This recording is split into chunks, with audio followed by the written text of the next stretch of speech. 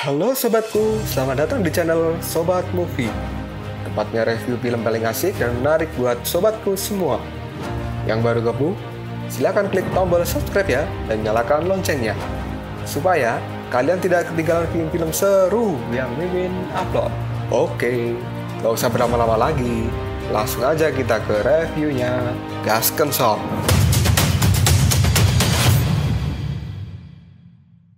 Hey, oke, sobatku terkeren, terkecil, terbaik, tersemuanya. Kita masih bersama Sobat Movie, channel alur cerita terasik sepanjang masa.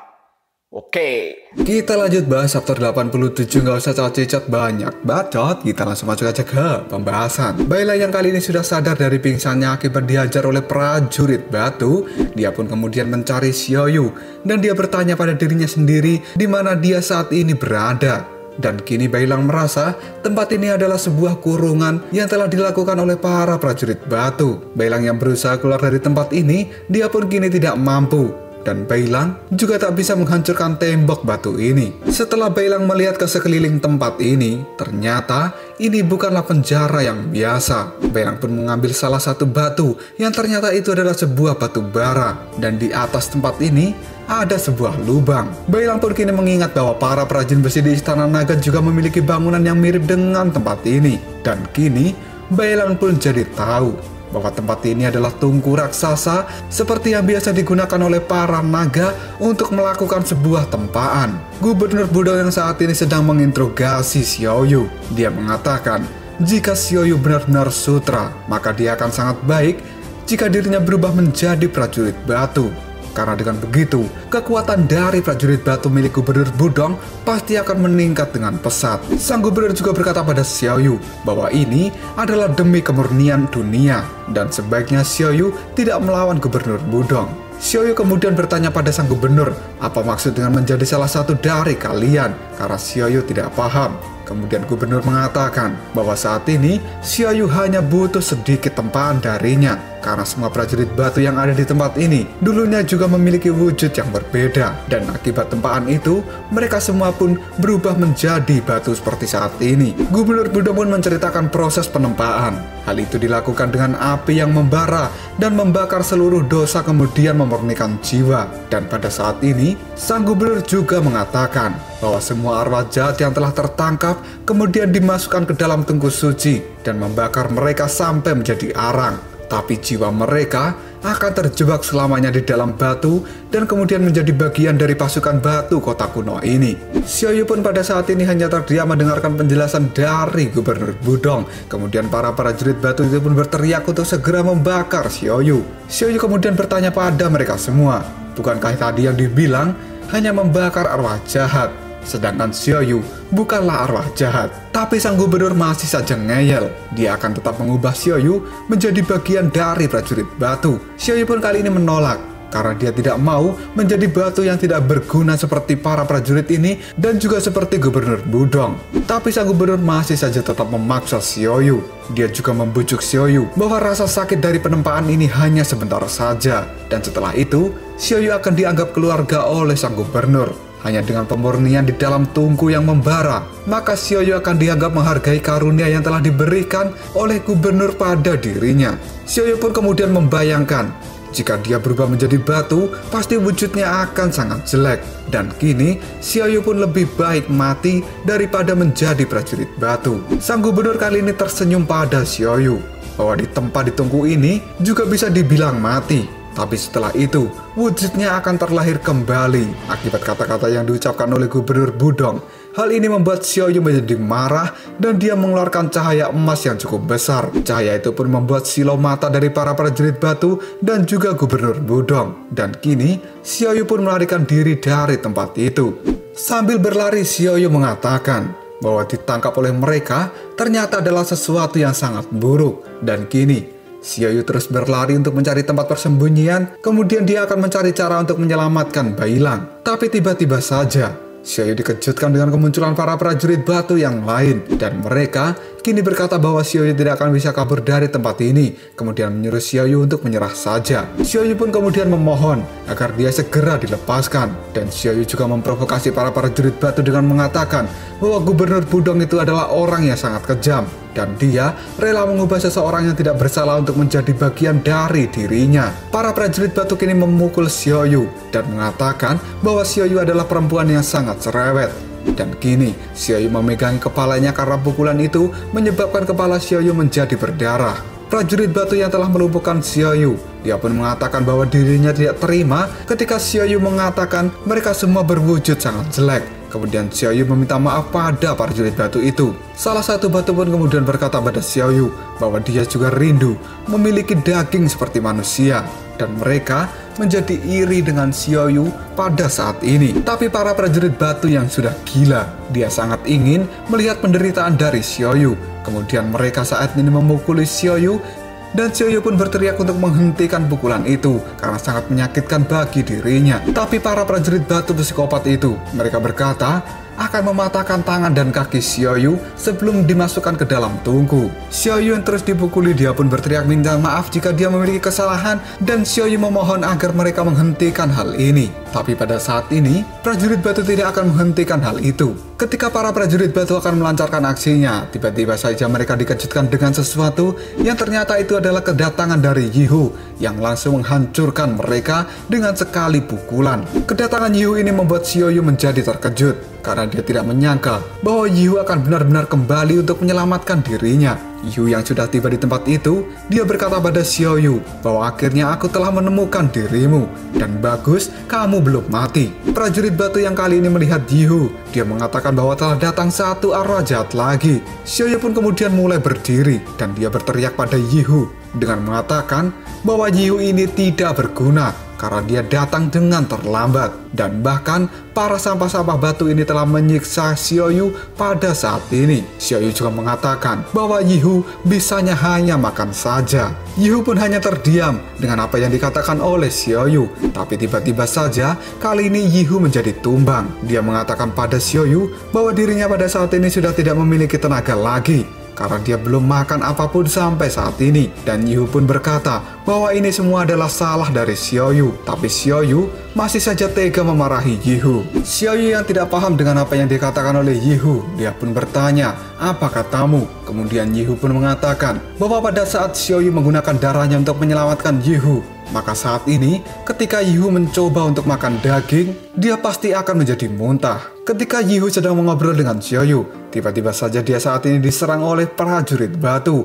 Tapi untuk saja, Yihu masih bisa menghindari serangan itu. Dan kini, para prajurit batu itu akan memusnahkan Yihu. Kemudian Xiaoyu berteriak pada Yihu untuk mengalahkan mereka semua, dan setelah itu dia akan mengajak Yihu untuk berbicara empat mata. Yihu pun kali ini mulai bangkit. Dia sudah merasa kesal dengan para prajurit batu itu dan akan menghancurkan mereka semua. Yihu pun kemudian menunjukkan kekuatan aslinya dan mengeluarkan aura harimau yang sangat dahsyat. Dengan cakaran harimau abadi, hal itu bisa menghancurkan para prajurit batu dengan mengkoyak-koyak tubuh mereka. Dan Yihu tidak akan bermain-main dengan para prajurit batu ini karena dia akan menghancurkan mereka semua. Dan kali ini prajurit batu itu pun terbelah dan hancur akibat cakaran yang dilakukan oleh Yihu. Xiaoyu yang melihatnya kini berteriak bahwa Yihu adalah orang yang hebat. Yihu pun kali ini merasa sangat kecapean karena dia telah mengeluarkan hampir semua kekuatan yang dia miliki, dan rasa lapar yang dia tahan membuatnya ingin pingsan pada saat ini. Tiba-tiba saja kini sebuah batu bulat melayang di atas Yihu dan mengatakan bahwa kau berani juga, wahai arwah jahat. Yang ternyata itu adalah Gubernur Budong yang kali ini langsung datang dan menyerang Yihu. Tekanan batu yang kuat yang dilakukan oleh Gubernur Budong ini masih bisa dihindari oleh Yihu pada saat ini. Kemudian Gubernur Budong, dia bertanya pada Yihu, apakah kau arwah jahat dari hutan horor? Kau sudah bertemu dengan komandan pasukan batu kuno dan waktumu sudah habis. Setelah mengatakan hal itu, sang gubernur pun kini melakukan putaran batu yang sangat cepat dan dia menabrak Yihu dengan cukup keras. Hantaman batu besar yang dikeluarkan oleh Gubernur Budong ini membuat Yihu terlempar dan bergulung-gulung cukup jauh. Para pasukan batu yang sebelumnya dikalahkan oleh Yihu, mereka semua pun bangkit dan menindih tubuh Yihu yang sudah terjatuh ini. Yihu pun merasa bahwa tindihan dari prajurit batu ini sangat berat. Kemudian Xiaoyu berteriak agar Yihu bertahan. Tapi kali ini Yihu yang sudah tidak memiliki tenaga, akhirnya dia tumbang juga. Xiaoyu merasa kesal karena Yihu tidak memiliki semangat bertarung seperti Bailang. Gubernur Budong kali ini melirik ke arah Xiaoyu. Dan kini sang gubernur pun menganggap bahwa Xiaoyu juga merupakan bagian dari arwah jahat. Karena Xiaoyu memiliki dua pelindung dari arwah jahat itu sendiri. Xiaoyu pun kemudian kini berteriak pada sang gubernur bahwa kali ini dia akan berkata dengan jujur. Xiaoyu mengatakan bahwa akan ada lagi orang yang lebih kuat datang untuk melindungi dirinya. Jika sang gubernur masih bisa berpikir, maka sebaiknya dia melepaskan Xiaoyu sebelum pelindung itu datang. Karena jika sang pelindung sudah datang, maka sang gubernur pasti akan menyesal dengan perbuatannya saat ini kepada Xiaoyu. Bailang yang saat ini sedang sendirian di dalam tungku pembakaran. Dia pun dikejutkan dengan sesuatu yang datang dari atas, yang ternyata itu adalah Yihu dan juga Xiaoyu. Ternyata kata-kata dari Xiaoyu sebelumnya tidak bisa membuat Gubernur Budong merasakan takut sedikit pun. Dan malahan Xiaoyu serta Yihu dimasukkan ke dalam tungku pembakaran. Bailang yang panik, dia pun berlari ke arah Xiaoyu dan bertanya apakah dia baik-baik saja. Xiaoyu kemudian berkata pada Bailang bahwa situasinya saat ini terlihat tidak bagus karena para prajurit batu bukan orang yang baik. Xiaoyu pun juga mengatakan bahwa tempat ini adalah tungku raksasa dan mereka berencana untuk membakar Xiaoyu, Bailang dan juga Yihu di tempat ini hidup-hidup. Bailang kemudian melirik ke arah Yihu dan menanyakan kenapa dia ada di sini. Yihu pun mengatakan pada Bailang, jangan salah paham dulu, karena dia datang ke tempat ini bukan untuk membantu Bailang mengalahkan para batu, tapi Yihu datang karena tidak memiliki pilihan. Yihu pun kemudian meminta penjelasan dari Xiaoyu karena dia merasa ada yang salah dengan tubuhnya pada saat ini, karena kini Yihu sudah tidak bisa memakan daging lagi, dan hal itu membuat dirinya menjadi kelaparan dan tidak memiliki tenaga. Xiaoyu pun kemudian menjawab perkataan dari Yihu bahwa dia tidak melakukan apapun pada tubuh Yihu, dan perubahan selera makan Yihu itu Xiaoyu benar-benar tidak tahu. Yihu pun menjawab perkataan dari Xiaoyu. Dia mengatakan bahwa Xiaoyu adalah seorang pembohong dan dia pasti tahu alasannya. Xiaoyu pun dengan spontan menjawab perkataan Yihu bahwa alasan itu pasti ada pada dirimu sendiri dan mungkin saja kau ingin menjadi orang yang baik. Yihu pun kini semakin bingung dengan apa yang dikatakan oleh Xiaoyu. Kemudian Xiaoyu berkata pada Yihu bahwa dia hanya menggunakan darahnya untuk menyelamatkan Yihu pada saat itu, dan di saat yang bersamaan mungkin saja darah Xiaoyu itu telah mempengaruhi sifat dari Yihu, dan tentunya sifat itu akan menjadi lebih baik. Xiaoyu pun menyuruh Yihu untuk meniru Bailang dengan menahan niat jahat di dalam hatinya. Hanya dengan begitu maka Yihu akan bisa kembali hidup dengan normal, karena selama ini Yihu terus membunuh demi kesenangan, dan hal itu hanya akan membuat dirinya sendiri menjadi menderita. Menurut Xiaoyu, kebaikan dan kejahatan di dalam hati Yihu saat ini sedang bersaing untuk menguasai. Kemudian Yihu pun bertanya pada Xiaoyu, apakah hal ini bisa diselesaikan? Xiaoyu pun menjawabnya bahwa yang bisa menyelesaikan hanyalah dirimu sendiri, karena saat ini keputusan itu akan menentukan masa depanmu. Pada saat Yihu akan memilih apa yang harus dia putuskan, tiba-tiba saja batu bara yang ada di dalam tungku pembakaran kini mengeluarkan sebuah asap. Hal ini membuat mereka menjadi panik. Kemudian Xiaoyu mengatakan bahwa para batu itu sudah memulai ritual mereka, dan saat ini mereka semua terjebak, dan ketika ritual selesai, jiwa mereka akan masuk ke dalam batu dan membuat mereka bertiga menjadi bagian dari para prajurit batu yang gila. Di luar tungku pembakaran, prajurit batu memang sengaja menyalakan api untuk membakar mereka bertiga, dan kini upacara untuk membersihkan kotoran dari para arwah jahat akan segera dimulai. Dan Gubernur Budong pun mengatakan setelah mereka terbakar habis, maka mereka akan terlahir kembali kemudian menjadi pasukan batu abadi. Kini sang gubernur mengucapkan selamat datang di dalam pasukan batu kota kuno. Asap dan api di dalam tungku pembakaran kali ini semakin membesar. Hal ini membuat Xiaoyu menjadi terbatuk-batuk. Kemudian Yihu masih berusaha untuk menghancurkan tembok tungku pembakaran, tapi hal itu tetap saja tidak bisa dia lakukan. Bailang yang juga panik kemudian berkata, mereka harus berbuat apa? Xiaoyu pun menjawab perkataan Bailang, jika terus begini, maka mereka akan mati karena tidak bisa bernafas oleh asap yang tebal. Dan terlebih lagi, menurut Bailang, tembok batu ini tidak akan bisa dia hancurkan, dan jalan keluar satu-satunya adalah lubang yang berada di atap. Tapi menurut Bailang, lubang itu juga cukup kecil, dan Xiaoyu mengatakan bahwa mereka tidak akan bisa melewati lubang itu. Yu pun kini mulai marah dengan apa yang dilakukan oleh para prajurit batu. Dia berjanji setelah dirinya bisa keluar dari tempat ini, dia akan membalas mereka semua. Bailang pun bertanya, apakah ada cara untuk bisa keluar? Di saat mereka bertiga sudah mulai kebingungan, tiba-tiba saja ada suara yang berbicara dengan mereka. Dan suara itu pun mengatakan, "Hei kalian bertiga, bantulah saudara kecil ini." Bailang pun kini langsung bertanya pada Yihu, "Apakah kau yang berbicara?" Yihu mengatakan bahwa itu bukan suaranya. Kemudian Xiaoyu juga bertanya,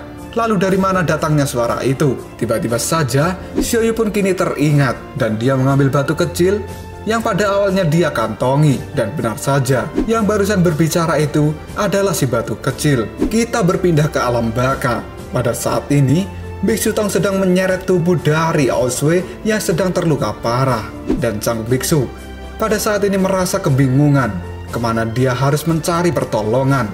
Sang biksu pun terus berjalan dengan membawa Aosway pada sebuah papan dan mengikatnya. Karena saat ini Aosway sepertinya sedang tidak sadarkan diri akibat luka parah yang dia terima. Lalu apakah yang akan terjadi selanjutnya? Apakah sang biksu dan juga Aosway bisa segera keluar dari alam baka ini? Jika kalian penasaran untuk gue jawabannya di next video, koprol sob. Tetap stay di channel Sobat Movie dan jangan lupa klik subscribe, like, dan share ke teman-temanmu agar channel ini dapat berkembang dan menghibur kalian semua. See you next tomorrow. Bye-bye.